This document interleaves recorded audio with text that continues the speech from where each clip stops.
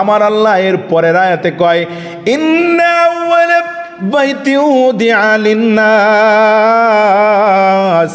তোদেরকে আমি ইনসান বানাইছি, ইনসান বানাই আমি আল্লাহ সুবহানাহু ওয়া তাআলা এমন একটা ঘর তোদের জন্য উপহার দিয়েছি, লাল্লাযী বিবাক্কাতা, বিবাক্কাতা, বিবাক্কাতা, যেই ঘরটার নাম হইল মক্কাতুল মুকাররমা। সুবহানাল্লাহ, আরো জোরে কোন আল্লাহু আকবার। আরে কত সুন্দর কথা রে আব্বু রে, বোঝার চেষ্টা করেন। সরাসরি কোরআন থেকে আমার আল্লাহ কয় তোদেরকে আমি এমন একটা জাতি বানাইছি, জাতি বানাইয়া এমন একটা সুন্দর ঘর তোদেরকে আমি উপহার দেওয়াইছি, লাল্লাযী বিবাক্কাতা। আরে এই ঘরটা হলো এমন একটা ঘর আমার পক্ষ থেকে, আল্লাহ কয় আমার পক্ষ থেকে আমি আল্লাহর একটা মোবারক নেয়ামতপূর্ণ ঘর। জোরে কোন আল্লাহু আকবার।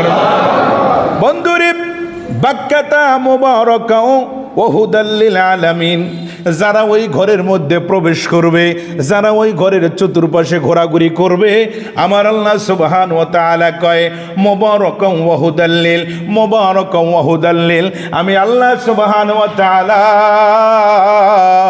তাদেরকে এমন একটা পরিবেশের মধ্যে লইয়া যাব। ও আল্লাহ, কি পরিবেশের মধ্যে লইয়া যাবা? আল্লাহ কয় হাজ্জুল বাইতি, হাজ্জুল বাইতি, যারা হজ করার জন্য আসে গো, এই হাজিদের মর্যাদা যেমন হয় ঠিক তেমনি ভাবে তোমাদের মর্যাদাও আমি আল্লাহ তেমনে বাড়াইয়া দিব।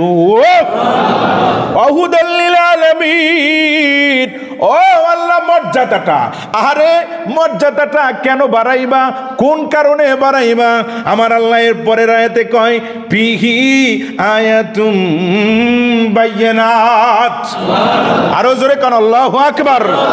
আয়াতুম বাইয়িনাতুম মাকাম, আরে দুনিয়ার মানুষ এমন একটা মাকাম মক্কার মধ্যে আছে, মক্কার মধ্যে আছে। কি আছে? আমার আল্লাহ কয় হযরত ইব্রাহিম নবী যেই দিন মক্কাতুল মুশাররফা পরিপূর্ণভাবে তৈরি করা শেষ করে দিল, আল্লাহু আকবার, মক্কাতুল মুফাসসারা যেই দিন পরিপূর্ণভাবে আমার ঘরটাকে ইব্রাহিম নবী পরিপূর্ণ তৈরি করে দিয়েছে, ও দুনিয়ার মানুষ, তখন আমার ইব্রাহিমকে আমি বললাম ইব্রাহিম, ও মাকামু মাকামু ইব্রাহিম, ও ইব্রাহিম তোমার পায়ের দিকে একটু নিচা কইরা তাকাও। আরো জোরে কোন আল্লাহু আকবার। একটু দুরূদ শরীফ পড়েন আর সব ফ্যানগুলো সাইরা দেন। আল্লাহুম্মা সাল্লি, মাশাআল্লাহ।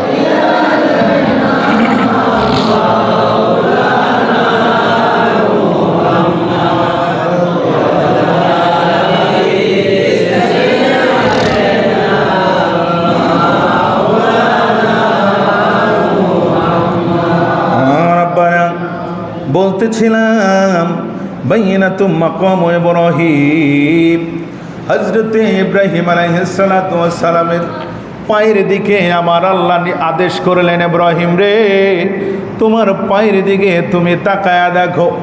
ইব্রাহিম আলাইহিস সালাতু ওয়াস সালাম আমার বন্ধুরা যখন পায়ের দিকে নজর করলো, নজর কইরা দেখে গো হযরত ইব্রাহিম আলাইহিস সালাতু ওয়াস সালামের পায়ের একটা দাগ আল্লাহর খানায় কাবার পাশে একটা পাথরের উপরে অঙ্কন হয়ে গেছে। আল্লাহ ডাক দিয়ে কই ইব্রাহিম, ও ইব্রাহিম শুনো, তোমার পায়ে যেই পাথরটা লেগে এত সুন্দর একটা পায়ের দাগ পড়ে গেল, এই দাগটা আমি সাধারণ দাগ রাখবো না রে ইব্রাহিম, কিয়ামত পর্যন্ত তোমার সন্তানরা এই মদিনায় মক্কায় আসবে আর এই তোমার কদমটা দেখার জন্য তারা আসবে। এই কদমটাকে আমি আল্লাহ সুবহানাহু ওয়া তাআলা এমন একটা মর্যাদা দিয়ে রাখলাম। দেখেন আমার আল্লাহ কি বলে, ও ইব্রাহিম এই তোমার পায়ের কদমটাকে আমি এমন একটা মর্যাদা দিয়ে রাখলাম। ও আল্লাহ, কি মর্যাদা দিয়ে রাখলাম? আল্লাহ কয়, ওয়ামান দাখালাহু কানা আমিনা ওয়ালিল্লাহি আলান নাসি হিজ্জুল বাইত মান ইসতাতা ইলাইহি সাবিলা। জোরে বলা যাবে কি আল্লাহু আকবার? আমার আল্লাহ সুবহানাহু ওয়া তাআলা কয়, ইব্রাহিম, তোমার পায়ের নকশাটাকে আমি সুন্দর কইরা অঙ্কন কইরা রাখলাম। কিয়ামত পর্যন্ত আমার বান্দারা এই মাকামে ইব্রাহিমের মধ্যে আসবে, আর এই কদমটাকে আমি মুসাল্লা বানায় দিলাম। 2টা রাকাত এই মাকামে ইব্রাহিমের মধ্যে নামাজ পড়া আমি আল্লাহ সুবহানাহু ওয়া তাআলা হজের একটা রুকন হিসাবে কবুল করে নিলাম। আছে না নাই? হাজী সাহেব কথা বলেন, আছে না নাই? এটা কি? এটা হলো মাকামে ইব্রাহিম, ইব্রাহিম নবীর কদমের একটা ছাপ। এখন আসেন, আল্লাহ সুবহানাহু ওয়া তাআলা যে বললেন, তোমার এই মাকামে ইব্রাহিমের ছাপটাকে আমি রেখে দিয়েছি তোমার সন্তানের জন্য। এখন ইব্রাহিম নবী বলে, আল্লাহ, আমার এই ছাপটা রেখে আমার সন্তানেরা এখানে আসবে, এটা ভালো কথা। আমি তোমার কাছে একটা আরজি পেশ করে যাই। আল্লাহ তাআলা ডাক দিয়া, ইব্রাহিম, শেষ সময় তুমি কি বলবা?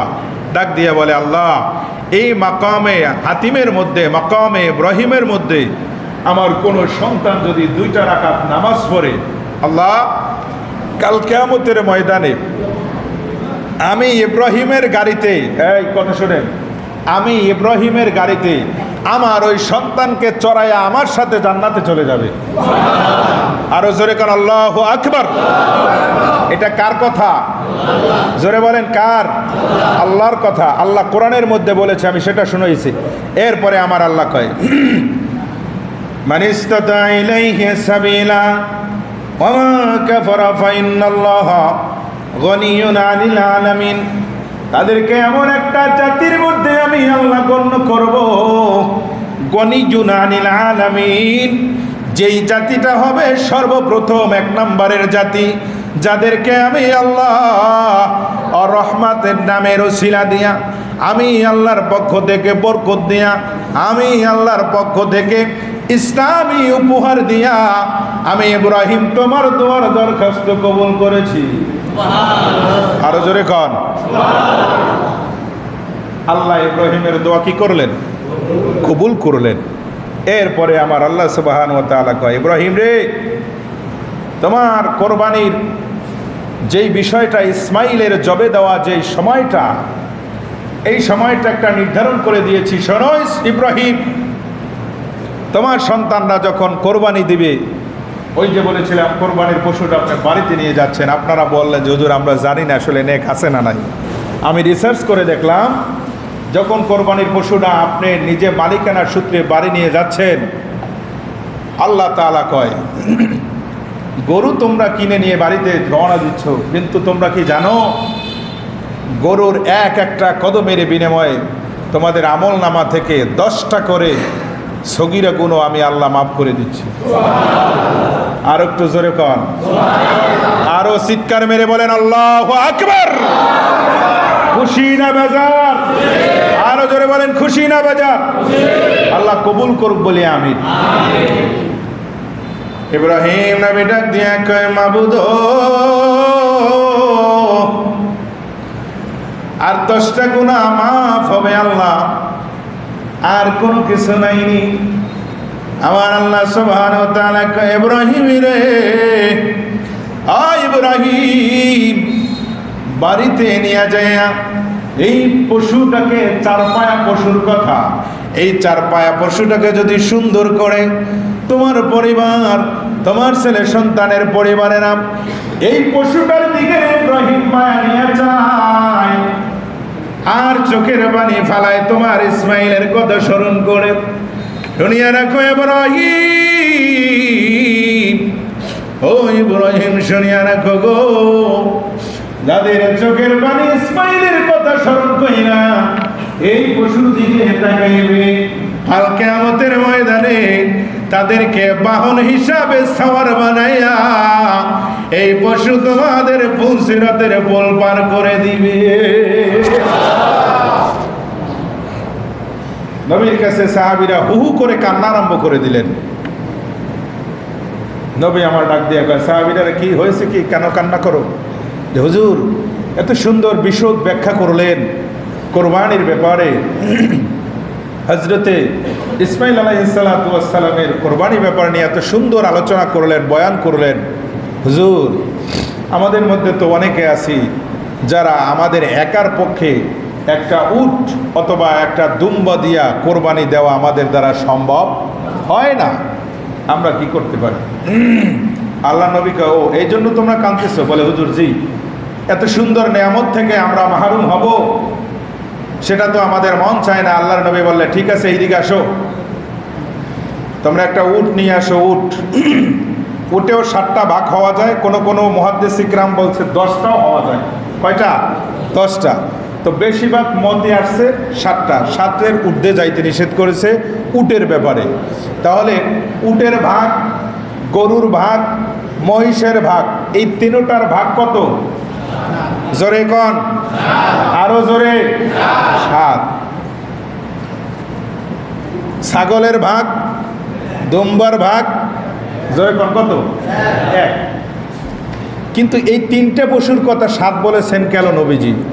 নবীজি আমার ডাক দিয়া গেছে, সাহাবীরা রে কাঁদতেছো এই কারণে? জি হুজুর। আচ্ছা ঠিক আছে, একটা উট নিয়ে আসো। আরে হজরতে ওসমান দৌড়ে যাইয়া বড় তার পালের থেকে একটা উট ঘাট ধরে টাইনা নিয়ে নবীজির কাছে হাজির করছে।